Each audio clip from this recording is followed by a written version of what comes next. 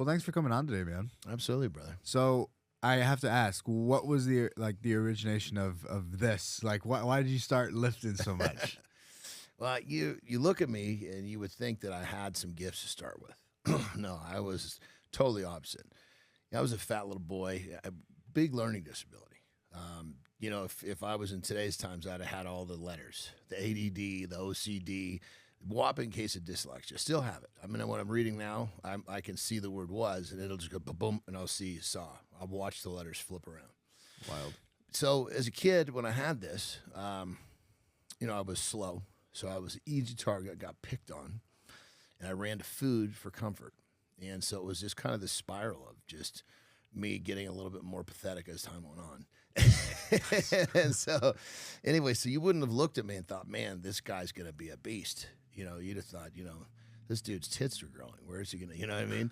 Anyway, so because of my challenges, my mom was smart enough not to have a TV in the house. So when I did see TV, it was crazy. It was like really, really powerful. And then I saw Arnold Schwarzenegger on TV, Conan the Barbarian. And dude, it was like something inside me just twisted. I didn't know what it was. And I just, at that point, I kind of knew that I was supposed to be this big, strong dude. No idea how, at that point, I didn't care. I just knew that's what was going on. And so I'm searching for how to do it, but I'm still looking at the bottom of the cookie jar. So not doing myself any favors, but I was trying. I was reaching. And to fast forward, so I'm in high school, right? And so in those days when you played football, you had to lift weights as your PE, which I think they should still do to keep kids from getting hurt.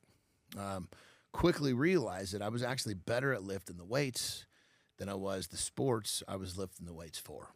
And so that actually kind of worked out well in my favor. So junior year, 16 years old, they always had us max to figure out where we were to start.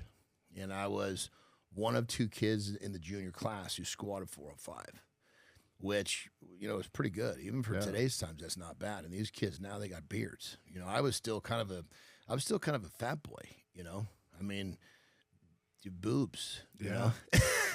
You had so I went from all in one day. I went from being the kid who was, kind of getting pushed around, getting pinned, I was, I'm walking through the hallway and I'm getting bumped. All of a sudden I squat 405 and it was like instant respect. All of a sudden, not like people are clearing out for me, but I'm not getting bumped around. And it was like, that was kind of what really started the whole thing. All of a sudden I had my first success. I was good at something for the first time. And up to that point, man, I'm struggling in class. I got no chicks, even though I would try. I was getting rejected. I was used to rejection, so what the hell's the difference with the chicks? And, I was just good enough at sports to get a little time. But all of a sudden now I'm the second strongest squatter in the school. Whoa. So that just totally lit my fire, and off I went. And just totally went whole in on lifting weights. Now, this is where it kind of gets interesting because as a little guy with a learning disability, I had to work twice as hard just to be par. I mean, they had me in the classes with the slow kids, and all I wanted to do was get out of those classes, So I was working twice as hard, and I really developed, and I still use it today. I developed this problem solving skill set that has served me through my life unbelievably. Because I couldn't do it the way they did it, I had to find a way to do it my way. And the work ethic and doing it my way, I applied to the weight room. And it was a different outcome. I wasn't the kid, like, as I started really getting stronger, everybody's doing 5 sets of 5. Well, I'm taking, I'm putting 405 on a squat bar. How many times can I do it? So I'm showing up to, now I'm in college, right? And I'm freaky strong, right? Because I've been working so hard. And, I can show up to pretty much any gym and be one of the strongest dudes. But I'll put 405 on 500 pounds on a squat bar and do as many times as I can. And people just aren't used to this.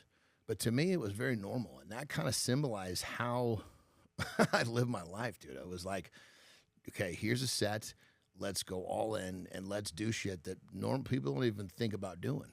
And that's that kind of, if you break it down, that really just kind of propelled everything I did. I applied that into business. You know, as an athlete, I've been a pro strongman, a pro wrestler, a pro bodybuilder. But I had my first business success before I had my first athletic success. When most times you think of athletes having success in business because they parlayed what they did in sport into it, I was the other way around. You know, so yeah, so I think that's probably a long answer to a short question to lead this thing off. That's beautiful. That's perfect. I like long answers. I like long answers.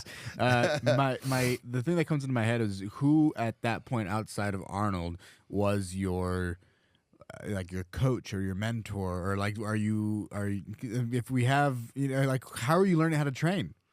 Dude, I mean, literally, I was in a high school weight room. And we, you know, for those days, you say the coaches were decent, but looking back, they really didn't teach us. They just kind of said squat. They said bench press. They said power clean. They didn't really work much on the technique. I mean, they told us to keep our heads up and some of the basic stuff. But again, my problem-solving skill sets, perfect example. So there's different techniques in squatting. Now I'm really advanced in all disciplines in weightlifting. There's, if you're not familiar, anybody listening, there's different types of squat. There's a high bar squat, and what's referring to is where you put the bar on your shoulders. Then there's a low bar squat. The low bar squat is more of a power or a power lifting way of doing it. And generally speaking, you're going to be much stronger with a low bar squat, right? Well, I figured out the low bar squat on my own before I even knew anything about it. That was one of the reasons why I was that powerful squatter at 16, because I had figured out that racking the bar lower on my back gave me a better result. How interesting. Was it by accident? Like it rolled down there, or did you just like, I'm just gonna try this out and see how it goes? You know, that's a great question, brother. It's just I'm always, my wife would say I'm always testing, man. I'm always pushing. And so I'm sure I was trying. I mean, at that point, I'm loving lifting weights. So I guarantee I was trying to figure out ways to be, you know, to advance. And I can remember back in those days, I can remember recognizing that spot. Like, okay, it's there. This is going to feel good when I go down. Oh, cool. But how did I get there? I mean, honestly, it would have just been a series of tests, you know. And think about it. When you have the nuts or the balls or the sack, whatever you want to say it, to test, because a lot of times testing is also failing. You're gathering a lot of data. When you're gathering a lot of data, you're making a lot of progress. You're making a lot of progress, you're a successful dude. Yeah. Those so like your Arnold Schwarzenegger was probably my Kai Green.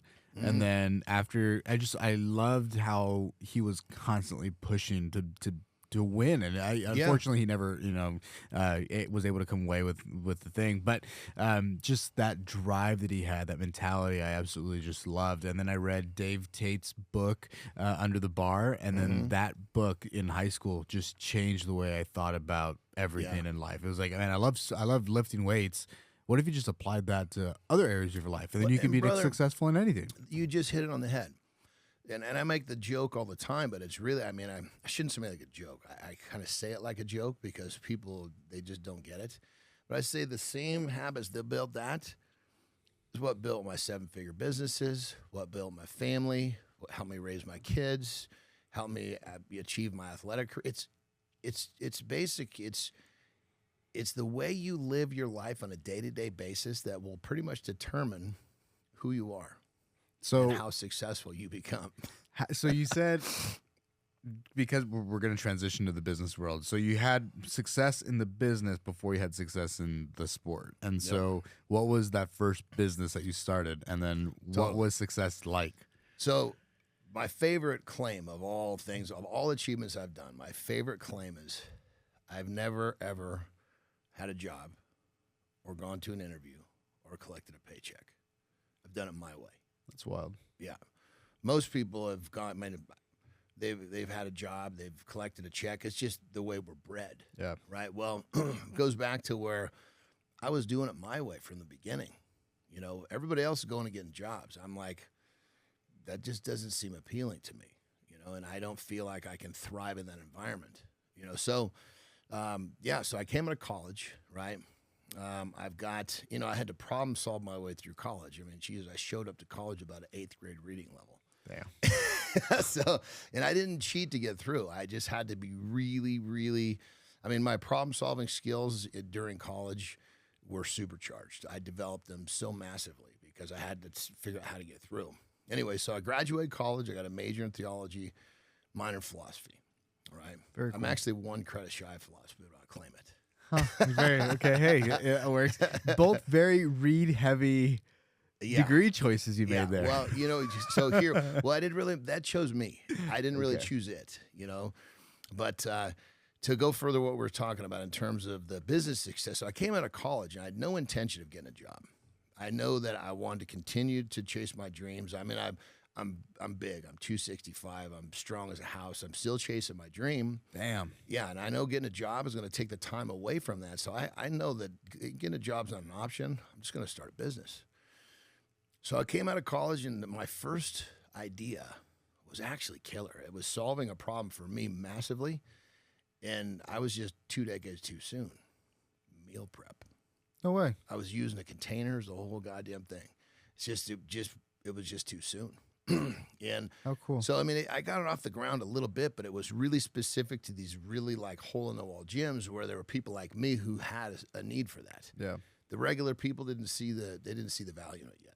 Yeah. So it fails. I'm hungry. And so I was like, well, I got to start a business where I know that I can, the meal prep thing was a wing and a prayer.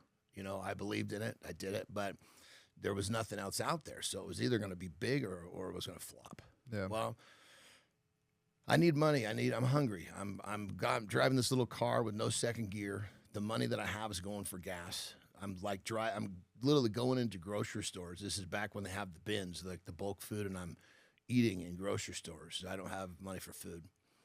In college, I actually painted homes in summer. So I would just go door to door. Hey, I'll paint your house for $1,500. I'm a college student. I live down the way, and people ate it up. Damn. $1,500, single story home, pretty much anyone, $1,500. $200 in paint, another $200-$300 and a buddy helping. I was making $1,000 a week, which is, I mean, that was kind of the beginning of my thought process. Most kids are going to get a job. I'm like, I'm not getting a job.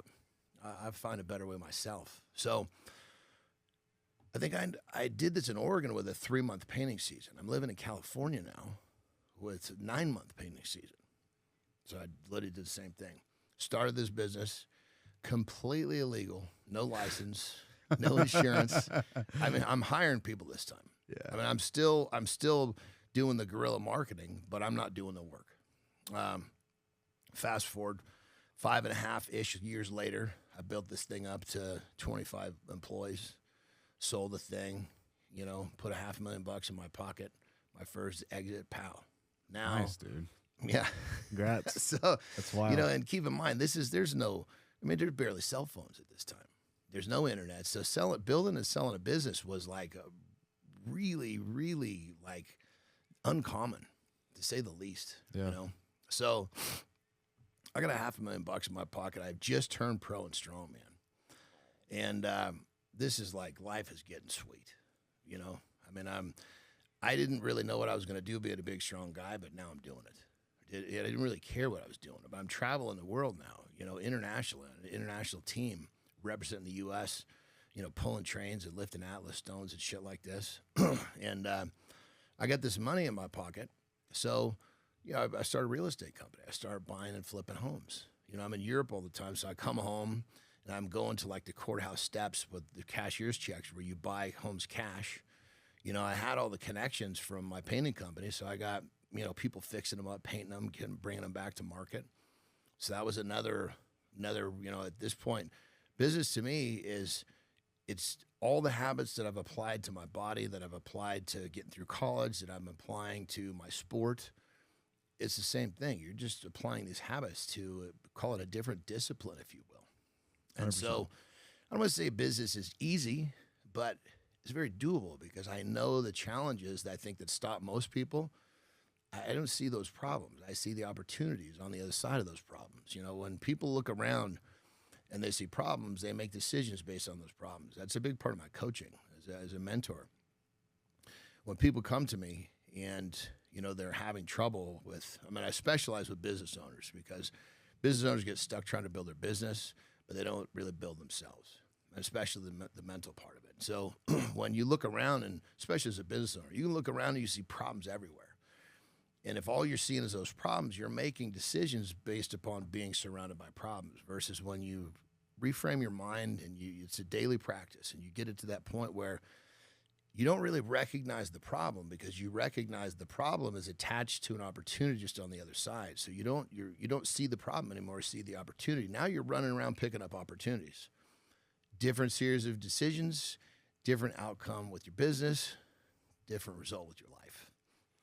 And so how did you start incorporating the life coaching part of the business coaching? Was it always a focus of the life coaching, or was it, let me start with business first and then let me start helping like change an individual's mentality and ultimately their life? Yeah. So, I mean, 100%, great question. So when it comes down to it, when someone comes to me, and they need help, with leveling up their business, I'm not the guy that's going to crack their books and look at their accounting.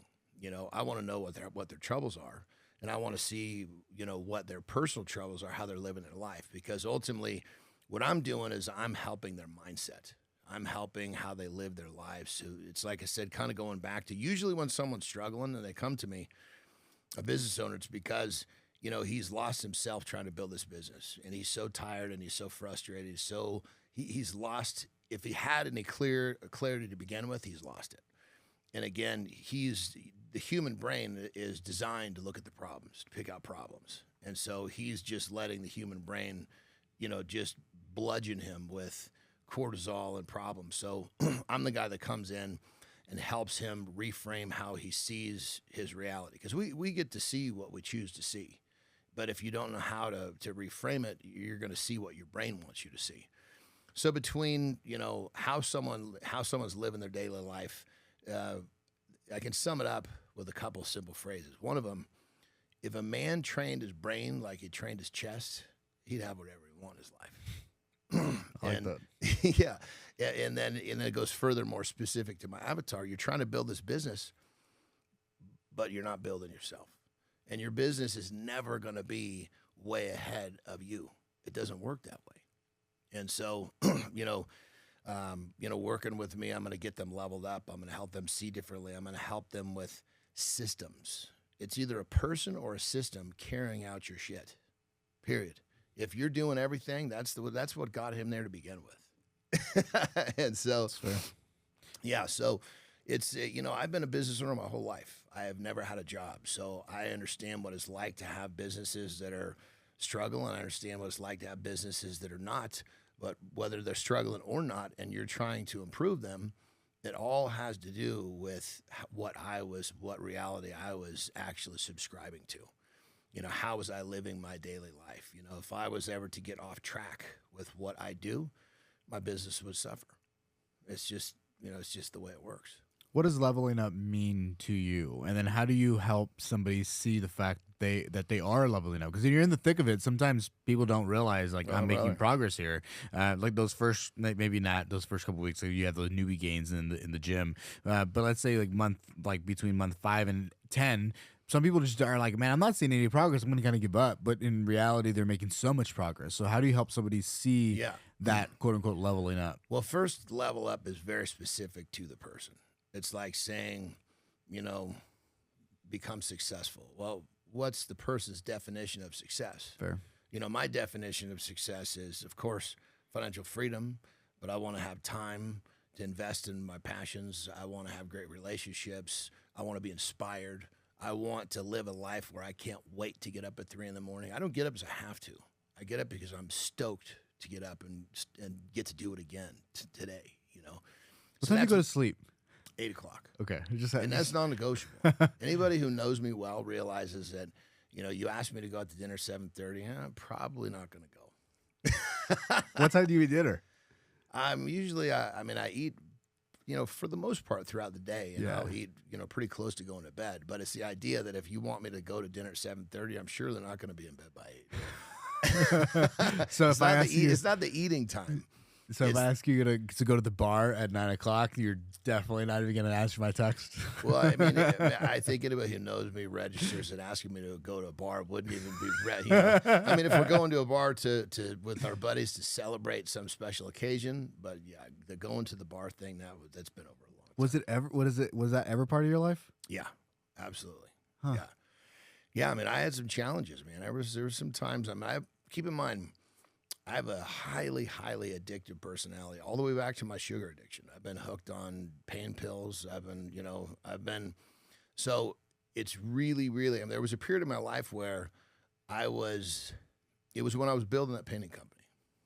I was still training. I was still making progress. I'm doing great. I got all this time, too much time, and I've never had the kind of cash I had in my pocket. My training is taking a few hours a day. Next thing you know, I'm just entertaining myself with shit that I shouldn't have been entertaining myself with. Yeah. I feel like this is a very common reality for a lot of successful athletes. Just about derailed my shit, And, but yeah, so to kind of get back to your question, I mean, I love our conversation. Just going. Sorry. These are the best ones, But the leveling up is specific to the person. We need to know, they say they want to level. Okay, how? I want to know what you feel you need to level up in. Generally speaking, people are needing to level up in many parts of their lives. And level up is just it's almost a misused or overused term, but it's connected to improving, and multiple areas of life. And that's what I'm all about. Let's be financially successful. Let's be successful in the relationships. Let's be successful in all areas of life. You see people all the time, and they're crushing it in one part, but they're totally, shit in the bed in another one. And that's not success. Yeah. So, but in terms of helping people register their success, I mean, there should be some very clear metrics, of course, because if they are getting better, they're going to be, it's pretty clear to see that they're getting better. If they're not getting better, they didn't hire someone very good to help them. But part of that, what you're saying is true, is the regards that even if you're doing well, a person's doing well, and you let the human brain choose to see what it wants to see, it's going to see the problems. It's going to it's going to look at the bad, not the good. And that's part of my formula for helping people is the brain is always going to go to see the problems. Well, the majority of those problems, they don't even turn to reality. Like if you take a piece of paper, split it down the middle, left side, you write down all the shit that's been stressing you out for the last 6 months. Right side, you write down the shit that turned to reality. About 20, maybe 25% is going to be on the right side, which means you're suffering over a whole bunch of shit that only lived in your mind. Well, just think about when we remove that, how much extra space, how much hard drive, our brains are like supercomputers. If our supercomputer is wasting time on shit that never comes to reality, it's simple math. You focus on the shit that actually helps you move ahead. And so when I help them with its simple exercises, repetitive exercises, just like the bench press per se, people start to we retrain that neuroplasticity. We retrain the way that their brains go to look at their world. And again, most of my people, when they come to me, they look around and they see problems.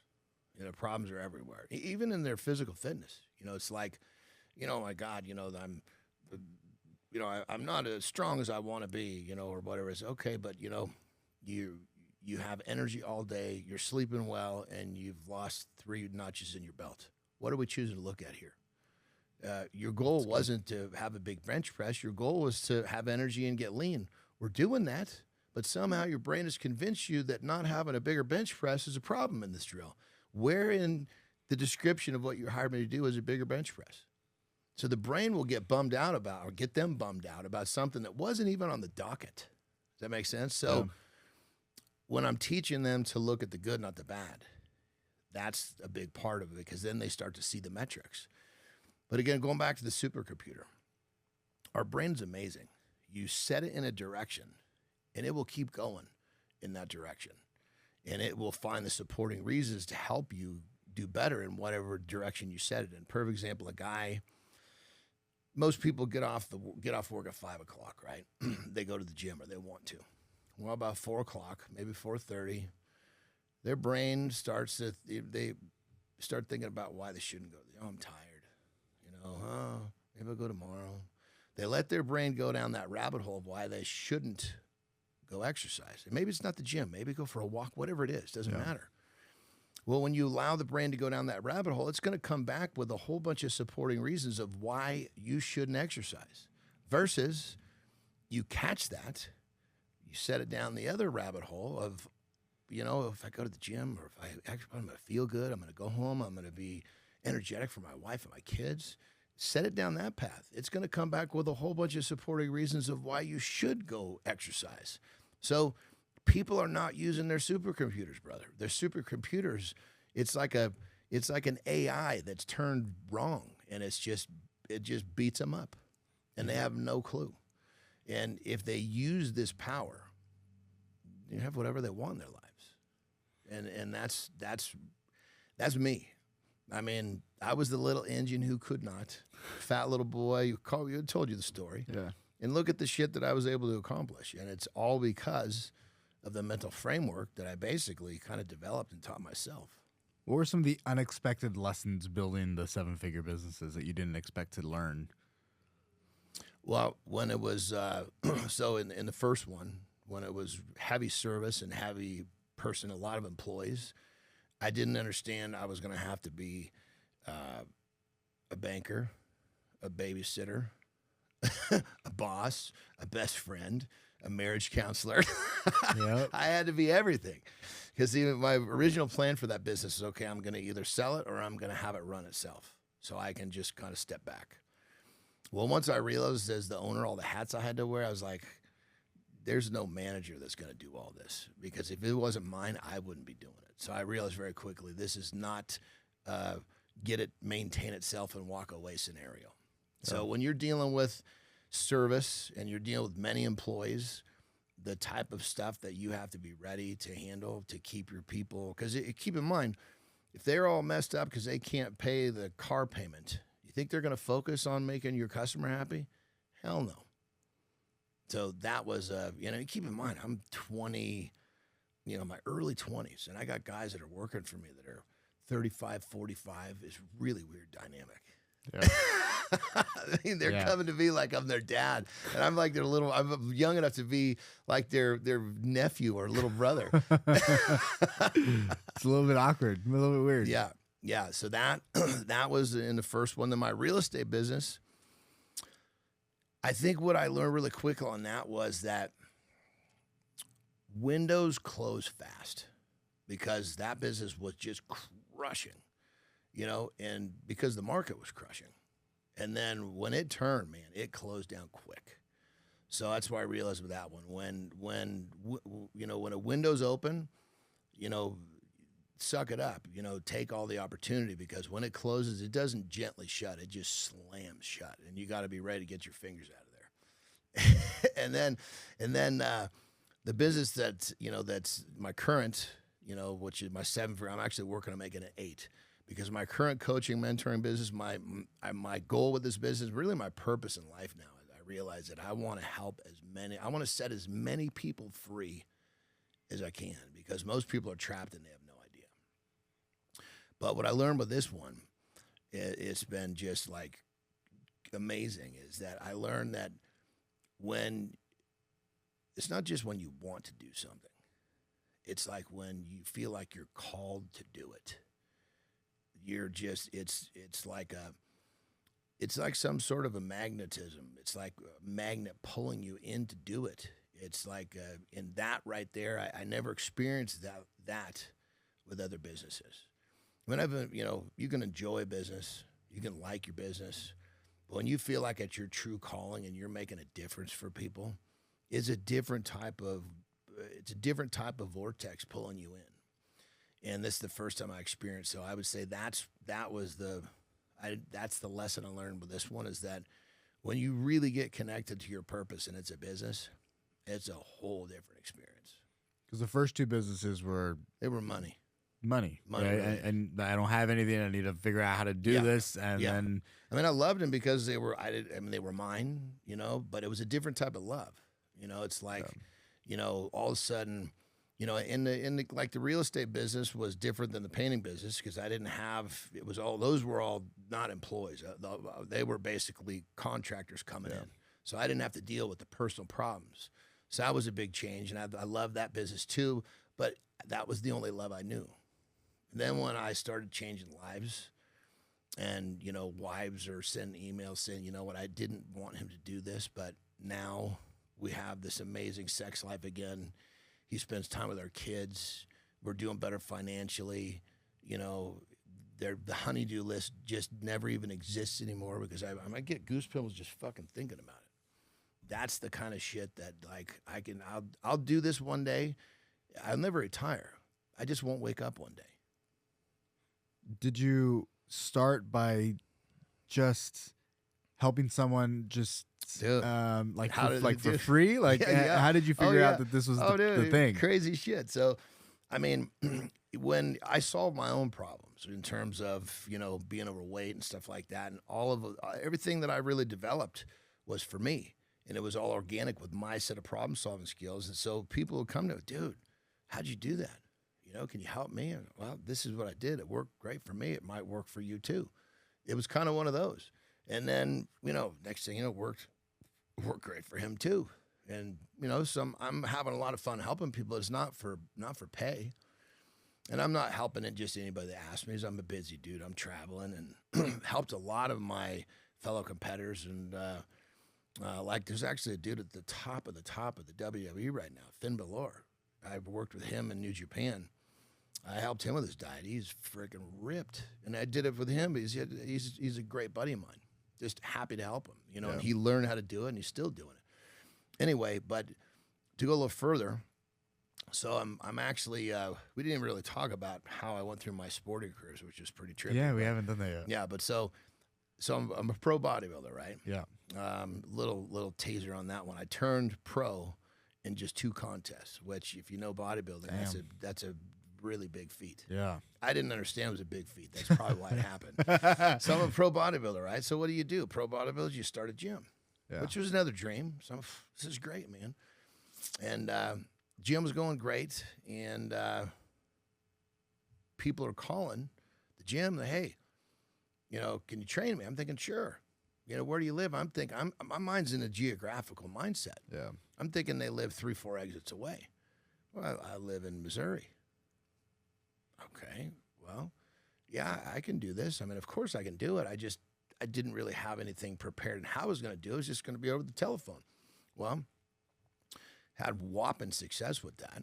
And funny enough, one of the reasons why I had whopping success with that, many reasons, but one of the starting reasons was when I would work with these people, I said, look, you understand that about 80%, 75% of this is the diet, not the training.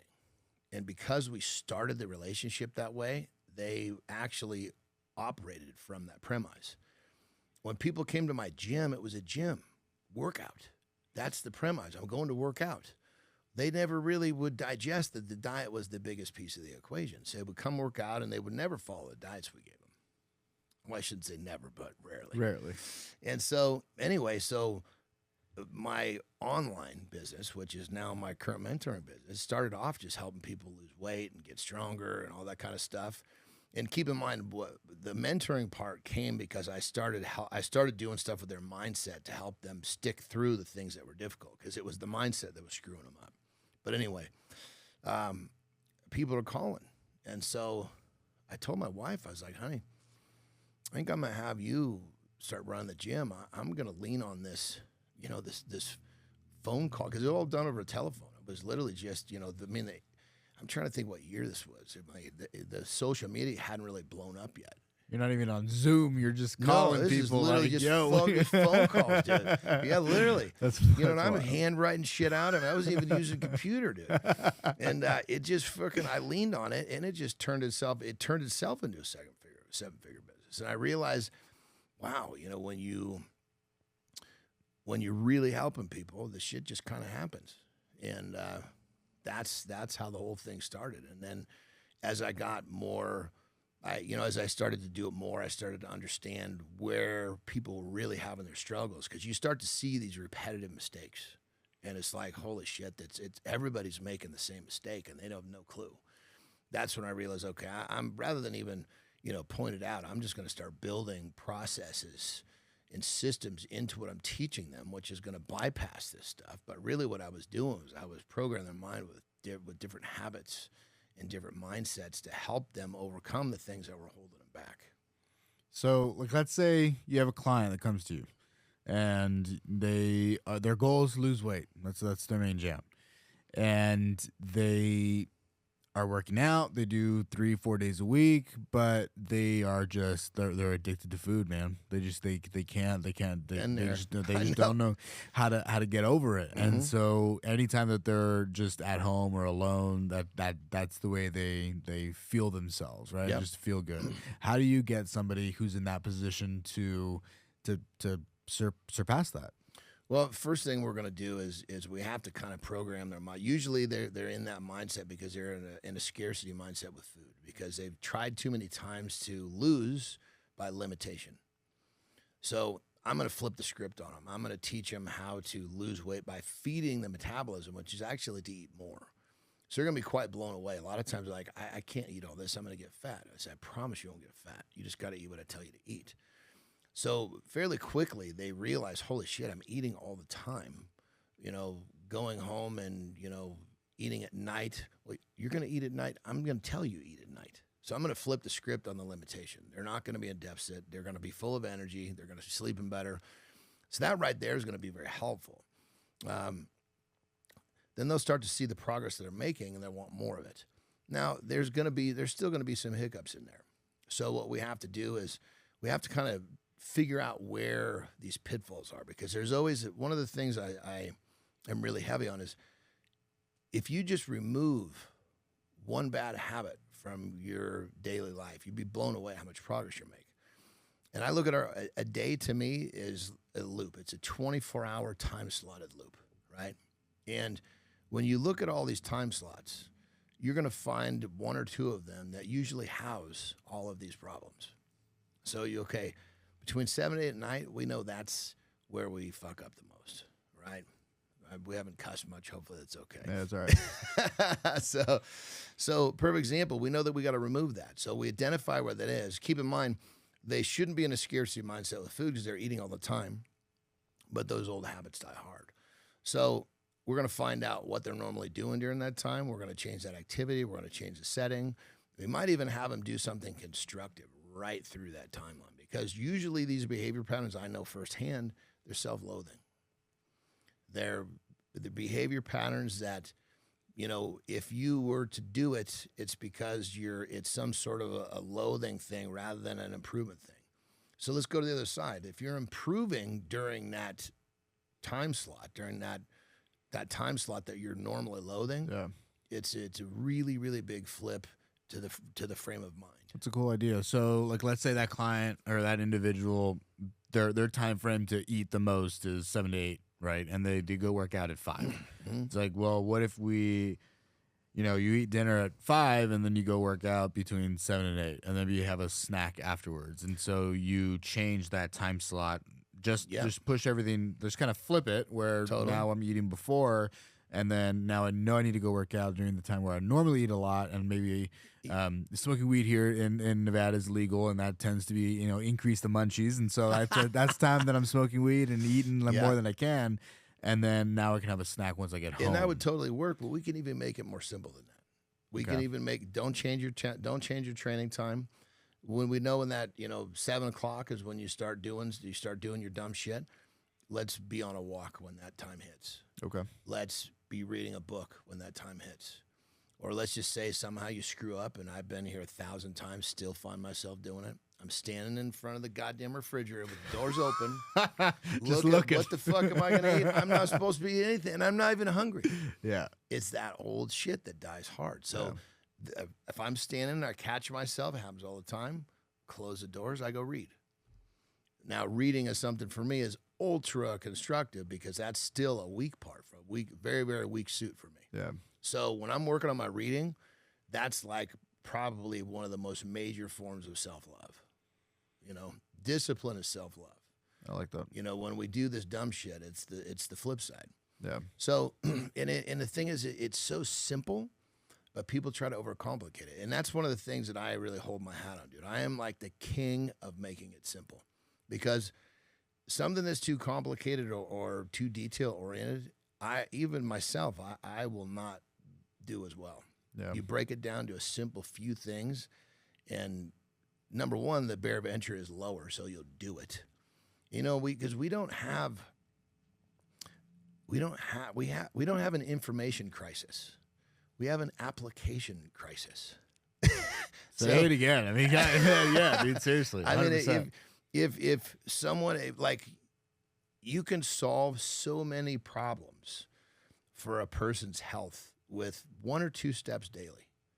They just don't do it, and they know it. They know exactly what the average person that is dormant. If he went for a 15-minute walk every day, that would create a positive ripple effect in his health. He knows what to do, you know, and a little bit of movement and some sensible choices with food, and you change your ripple effect of health going positive. Because basically every person on the planet, the way we live our daily life, our daily loop, is going to give us a positive or a negative health ripple effect. Unfortunately, most people, they're living in a negative ripple effect. You have the average American diet, you will have the average American disease, period, end of story. And it's by design. This is not like some sort of a coincidence. There's a lot of money behind being sick. Yeah, There's a lot of money behind being sick. Yeah, so when it comes down to it, I make things so simple. The barrier of entry is easy. Once you get in and you start to do something, and it becomes a rhythm, becomes a pattern, and you feel how little you have to invest for the type of return that you get, anybody's going to keep making that trade. Yeah. I think that things are more simple than I think a lot of stuff. Like, yes, you can read research all day, and I do. Like, I was reading research last night, but purely out of like just interest. Yeah. If I try to talk to a client with, hey, we're gonna work on cellular metabolism because this, like, the downstream effect is gonna, they're just gonna be like, I don't give a fuck. Like, it's just like, and so my thing is just like, just don't be a cunt when you're eating. Just don't be an asshole. Like, you know what you're supposed to eat. If you're eating pizza every single day, you know you shouldn't. Like, it's not that hard. Yeah. But for whatever reason, we decide that that's the better option for whatever reason. It's like, have some chicken. Like, you can still eat quite a lot, and you'd be surprised. And, like, I have a client that's trying to gain weight, and it's like, I feel like I can't eat enough. And it's like, yeah, it's not necessarily easy, you know? But there's a lot of really good options to get 150 grams of protein or whatever that thing is, right? So many. And part of it, what you're describing, is we create these cultures for ourselves. We surround ourselves with people who think it's difficult. The shit is not difficult. You've just been convinced it's difficult. When the people around you are talking how hard it is to do X, Y, Z, guess what you're going to end up believing? No. You know, it's like, so I always make the statement, you know, set your own standard of difficulty, because things are not as hard as you think. You just have to take the first step. The hardest step is the first. That's a Don Shula quote, you know, one of the most winning NFL coaches of all time. He says, the step that stops most people is the first. So true. Very. If you take the first step, the second's easier than the first, third's easier than the second. Next thing you know, God, why didn't I do this a long time ago? And how often do we hear that shit? Yeah, very, very often. Yeah. You know, like, I think, so I'm getting my MBA, and the last class we had was an entrepreneur class, and which it's interesting to teach an entrepreneurship. But either way, he said, yeah, ideas mean nothing, which is very common in the business world, because there's thousands, millions of ideas every single day, but nobody wants to really put in the work or even look into what the work really looks like. Yeah. So the idea exists, they make themselves feel good, and then the idea dies. Yeah. Versus the people that actually go out and do the thing, they're successful because they just did they took a couple extra steps that the other person didn't, and that's all that it requires. It's pretty amazing, brother. I mean, you look at me and everything anything that I've achieved, it's because I've taken a bit of information and I apply that shit like a mother. I repeat things. I mean, one of my gifts, you know, OCD, right? Repeating things. It feels so good to me. Well, shit, lifting weights, all we do is repeat shit. Yeah. As an entrepreneur, you got to do the same stuff, you know, over and over and over. And most people can't deal with that repetition, that, you know, oh my God, it's boring. Well, it's only boring when you don't have the nuts to get to the point where you've done it so well that you're so far ahead. Because it's, you know, once you do something enough and that boring turns really sexy once you've gotten so far ahead of everybody. Yep. Hell yeah. Hell yeah. I have one of my clients is 60, 61 now. And at the very beginning, she was like, I hate working out. I hate it. Right. And so, and we only wanted to be on machines and we didn't want to do any free weight stuff. And so we finally transitioned over into the free weights. And now she's deadlifting almost 200 pounds. And she's like, you know, all my friends ask me why I look so young and so good, and now I feel really good. I can't miss a day. Like, I have to be here. I have to move. And I was like, hell yeah! Like, go for a walk, go weight train. It doesn't, like, just move. And she's like, I feel better. Everyone recognizes that I look better. Like, and she's those like, are paychecks. It feels huge, good, man. You know, in on that level too, I really try to help my clients register. Like, when she says, I hate this, she's programming herself to hate it. Okay, this is not my first choice right now. Yeah, that's very different too, because your brain believes what you say to yourself. When you can program yourself to hate something for a lot longer than you need to. Yeah, you know, and so I try to get away from. I don't like to be around people that say I can't. Get away from me with that stuff. And most people say it, they don't have a clue. So really, I can't. All it is it's relinquishing accountability. I can't is saying I don't want to, or I'm not going to. Right? Tell me you don't want to, I can live with that. Tell me that you choose not to, I can live. Don't tell me I can't, because that just says that your level of consciousness is beneath of a person where I want to be around. Versus a decision versus the victim, I guess, mentality of 100%. The world isn't gonna let me. It's like no. Yeah, all the opportunities out there, 100%. Like we have so much opportunity. Dude, it's just whether you want to or not. Hit that on the head, brother. Yeah. And so it's crazy how people end up, you know, they program themselves to not, and they have no clue they're even doing it. It's unfortunate. Yeah. I mean, a lot of people are living that way. Oh God. Yeah. I mean, you know, COVID, it brought out this, it's like this learned helplessness is just gone bananas, you know? It's unbelievable. In a time where I can run a Facebook ad for $5 a day or $2 a day, if you really like, whatever your budget is, you know, I can run a Facebook ad and reach how many people for so cheap, you know? When COVID hit, we got better. Yeah. Clients got better. I was like, okay, you know what this means? This means we are going to develop methodologies to get better with less available resource. So when you get the resources back, just think how amazing this will be. I reframed it immediately. And even from the business standpoint, it forced us to get better from the business side, because there was a lot of shit that was unavailable. Well, I mean, every kick to the nuts you get, you really need to think, because it's an opportunity to improve. 100%. 100%. So I have some questions written down. I think we've answered pretty much all of them, to be honest with you. And so, but let's just look at it and see what we got. So, what was the toughest moment when scaling, and how did you mentally and emotionally push through? You know, I think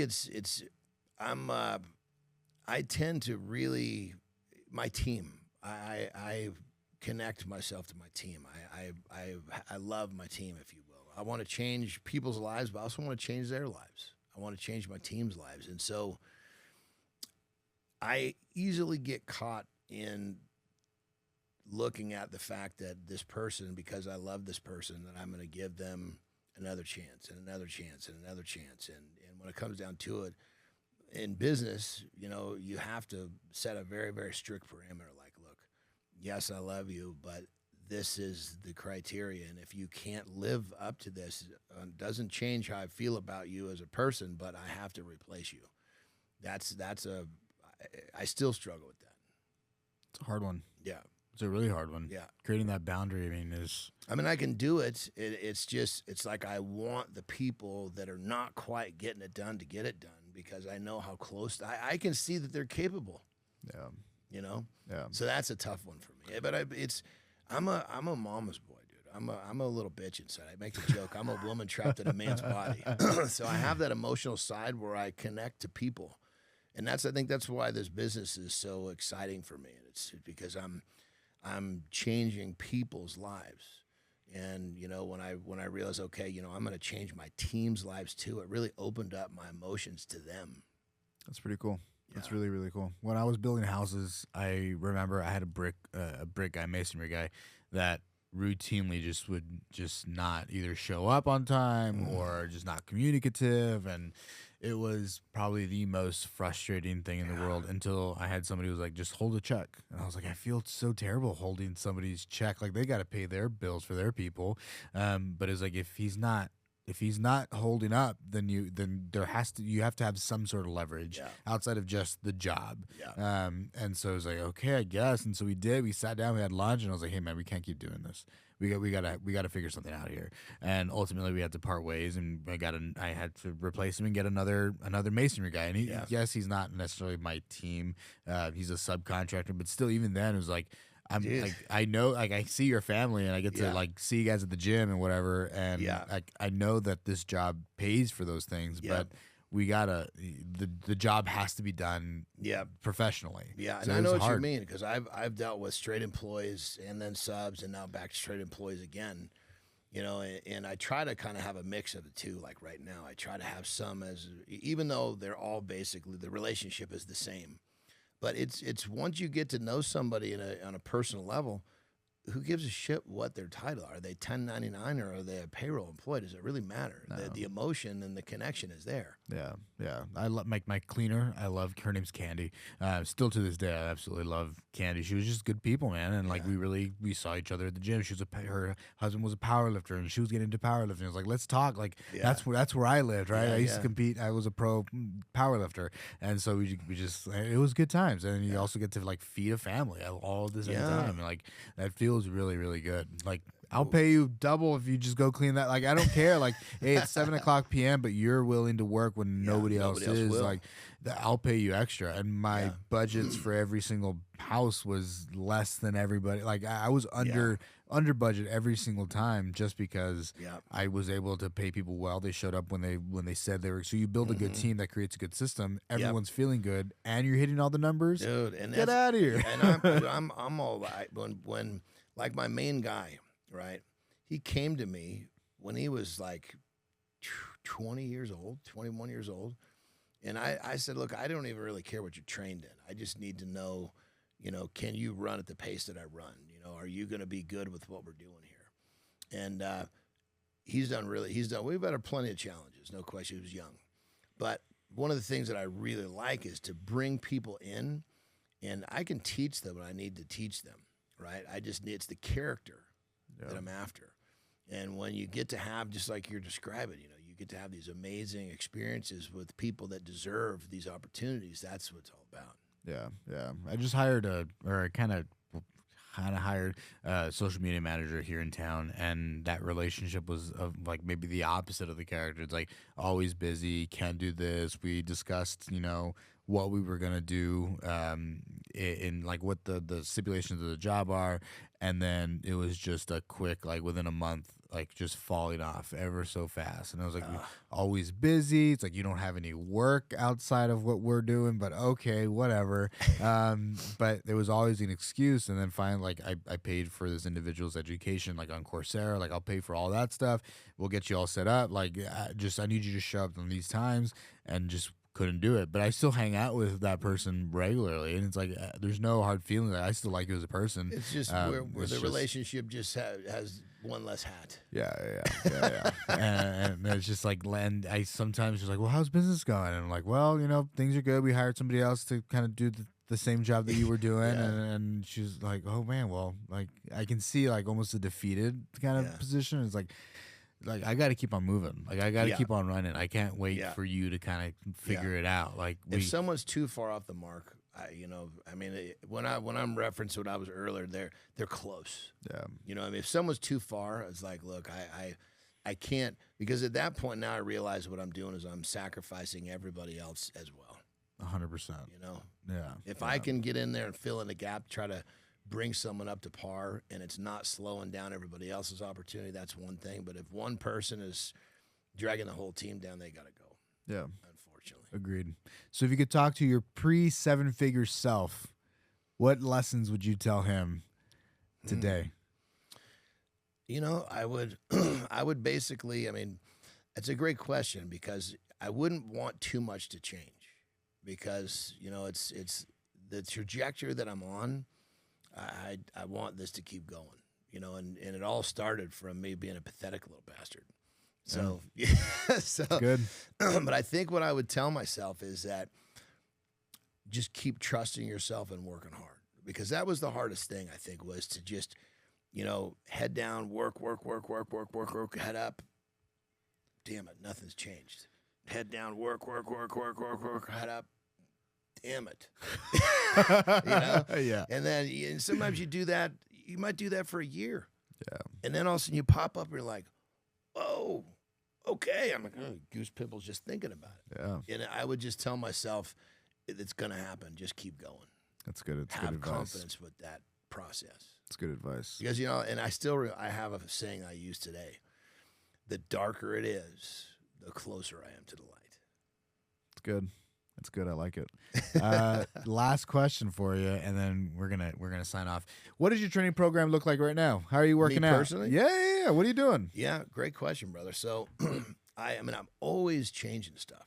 I mean, that's part of the fun, is that, you know, at 53, my formula's changed so much, and I'm working with a lot of people that are my age and even older. So, for me to constantly be gathering the data on how to make, especially at this age, we want to have more efficiency for the effort we put in. I mean, I love to train, but at the same time, I also have a lot of other stuff I want to invest my time in. Yeah.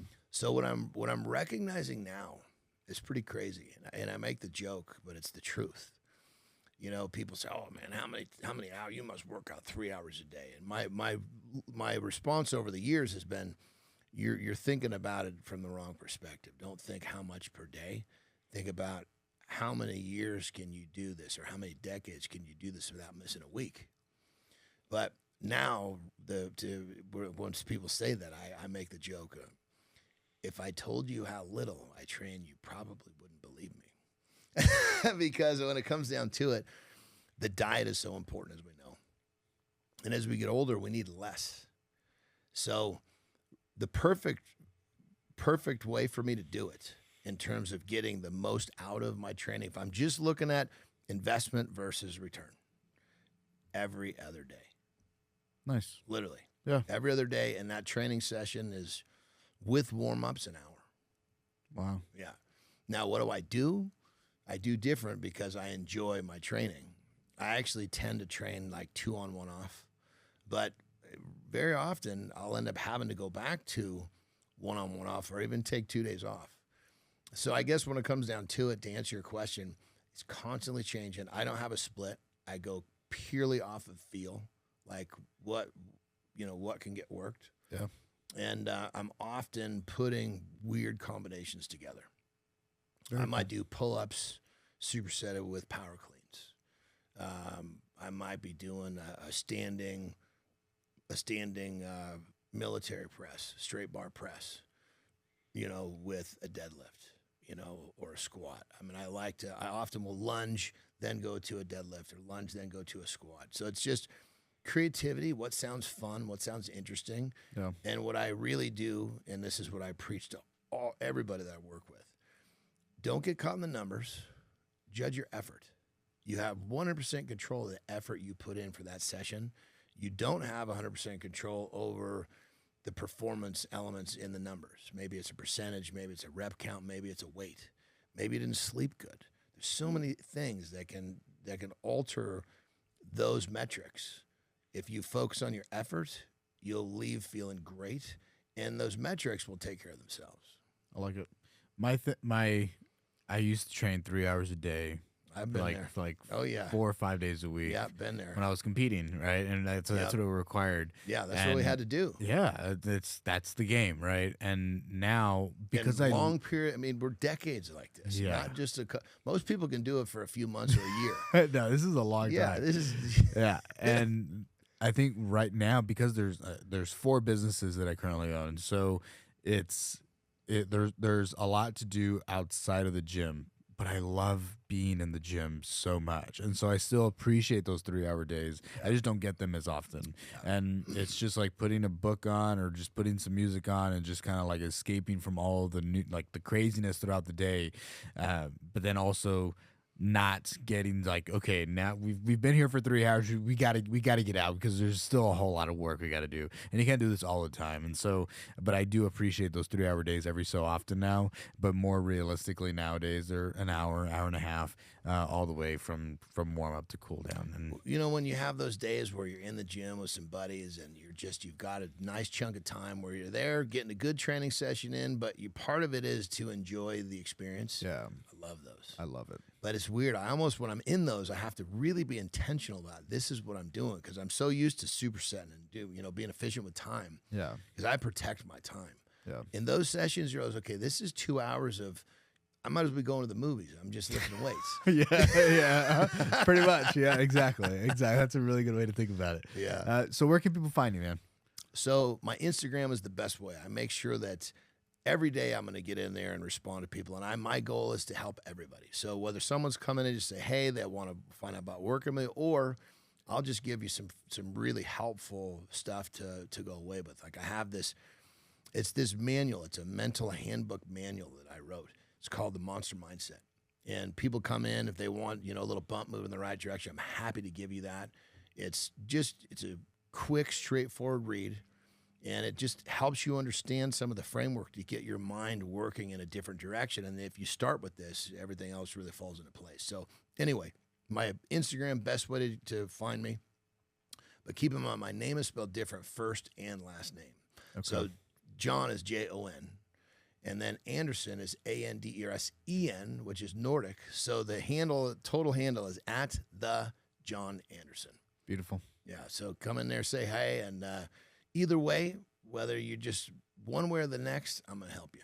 Cool. And we'll put all that stuff inside the link, inside the description. So we'll link it all up. I have all your links here, so I'll add all of those to the description. Anything else you'd like to leave us with? I would just, for the people listening, I think that I just would like everybody to understand that they have much more control of their future, their destiny, whatever you want to call it. And it all starts with, the mind, the mindset. We have 100% control of what we choose to see.